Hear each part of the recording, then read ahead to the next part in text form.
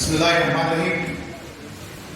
आज का ये जलसा मैं समझता हूँ कि मालेगांव की तारीख में बात देता हूँ और उनकी जो कमेटी है उनको मैं मुबारकबाद देना चाहता हूँ कि उन्होंने मालेगांव शहर के अंदर ये तारीख 7 जलसा आज मुनक़िद किया।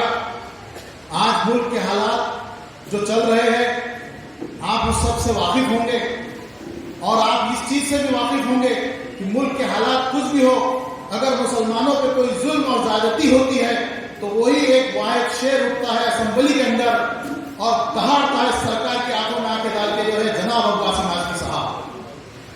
मैं औरंगाबाद शहर से आता हूं। गुज़िश्ता दिनों फसाद हुआ औरंगाबाद शहर के अंदर।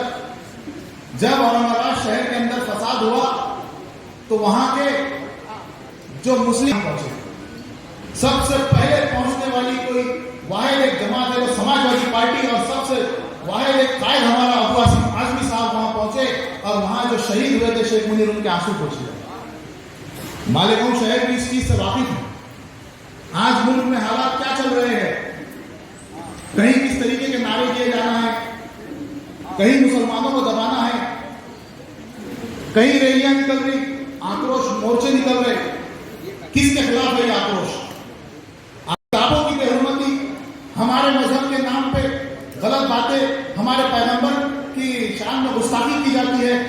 आक्रोश तो मुसलमानों में होना चाहिए, मगर क्या वजह है जो दूसरी जमातें आक्रोश मोर्चे निकाल रही? और ये जो सेकुलर जमात वाले लोग हैं, यही वो जमात वाले लोग ये आक्रोश मोर्चों को सपोर्ट करते हैं। आपने देखा होगा कुछ दिन पहले जब असेंबली के अंदर शेर महाराष्ट्र जनाब, मैं वंदे मातरम नहीं पढ़ूंगा, आप मुझसे नहीं बुलवा सकते, तो वो एक 1.5 फुट का उड़ गया। अगर अबू आसिम आजमी साहब ने दस्ती फेंकी तो उसका शर बन नहीं, तो 1.5 फुट का राणे, नीतीश राणे उठ के बोलता है नहीं पढ़ेंगे तुम पाकिस्तान चल जाओ। हमारे आबा और अजदाद की हड्डियां इस मुल्क में दफन है, इस जमीन में, सरजमीन में, हिंदुस्तान में दफन है। हमारे आबा और अजदाद ने इस मुल्क को आजाद करने के लिए क्या क्या नहीं कुर्बानियां पेश की। आपने देखा होगा, आपके भी कहीं आबा और अजदाद इस मुल्क के जंग आजादी में शामिल हुए होंगे, मगर ये ऐसे 1.5 फुट जैसे लोग जो औरंगजेब रहमतुल्लाह अलैह के नाम पे औरंगिया बोलते, आक्रोश तो हमारे अंदर होना था। फिर बोलते कि 2-4 बच्चे हो जाते हैं, इनको 5-5 बच्चे हो जाते हैं, अब हमसे हो जाते तो हमने क्या करना, तुमसे नहीं होते तो। मैं खुल के बोलूंगा क्योंकि मालेगांव शहर मेरा अपना शहर लगता है, मुझे मालेगांव शहर मुझे मेरा अपना शहर महसूस होता है, इसके लिए मैं खुल के बात कर रहा हूं। तो हम जब तक एकजुट नहीं होंगे, देखिए आज मुल्क में हालात कुछ भी हो, मुसलमानों के वोटों के लिए कोई एक जमात खड़े हो जाती है, मुसलमानों के नाम पे चीखती है, मगर करती कुछ नहीं। असेंबली के अंदर कोई खड़े रह के बोलता है तो सिर्फ जनाब अबू आसिम आजमी साहब है और कोई दूसरे के हलफ में जबान नहीं है। उसी तरीके से हमारे दूसरे भाइयों के लिए बीजेपी बोलती कि हमने ये करे, हमने वो करे, मगर सिर्फ जब से आप देखेंगे, जब से बीजेपी सरकार 2014 के बाद से इख्तिदार में आई है, तो सिर्फ और सिर्फ 2 समाजों को लड़ाने का काम किया। हिंदुओं को मुसलमानों के खिलाफ लड़ाया, मुसलमानों को हिंदुओं के खिलाफ लड़ाया, कई जगहों पे सिखों को ईसाइयों के सिखों को हिंदुओं के खिलाफ लड़ाया। मणिपुर का वाकया आपने देखा होगा, बेटी बचाओ बेटी पढ़ाओ का नारा लगाने वाले आपने देखा होगा मणिपुर का वाकया। इस देश की बेटी को किस तरीके से उन्होंने रोडों पे घुमाया, मैं बोलना भी गवारा नहीं करते हैं।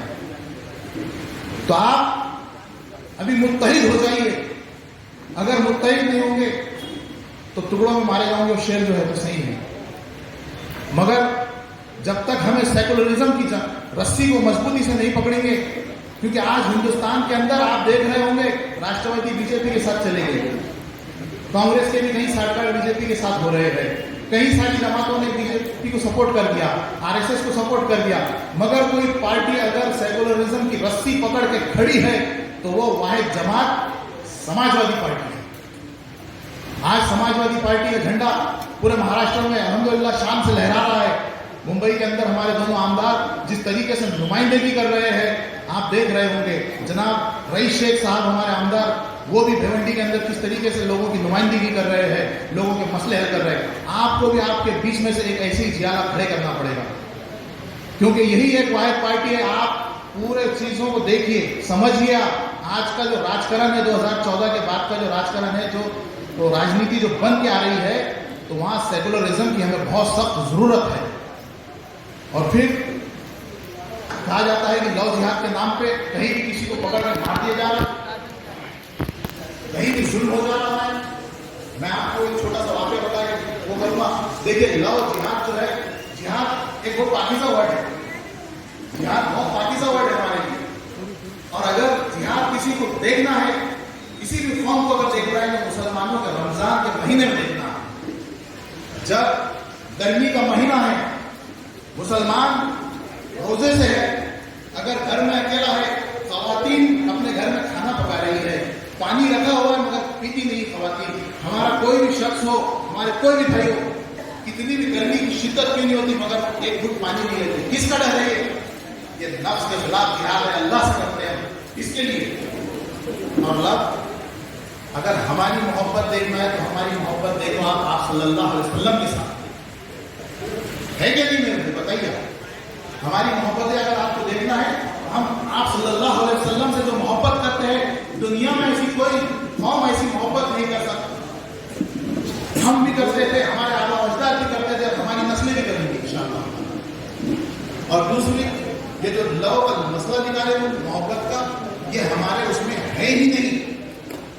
पहले तो माँ बाप से मोहब्बत करता है बच्चा, जब जवान हो रहा है, फिर शादी होगी, ब्याह होगा, उसके बाद तो हमारे पास टाइम ही नहीं बाबा, हमारे पास टाइम ही नहीं बचता। क्या लव जिहाद, लैंड जिहाद, मुसलमानों की वक्फ बोर्ड की जमीनें इतनी है जिसकी हद नहीं है, मगर लाखों एकड़ जमीन मुसलमानों की, मगर लैंड जिहाद पता नहीं, जमीनों का जिहाद।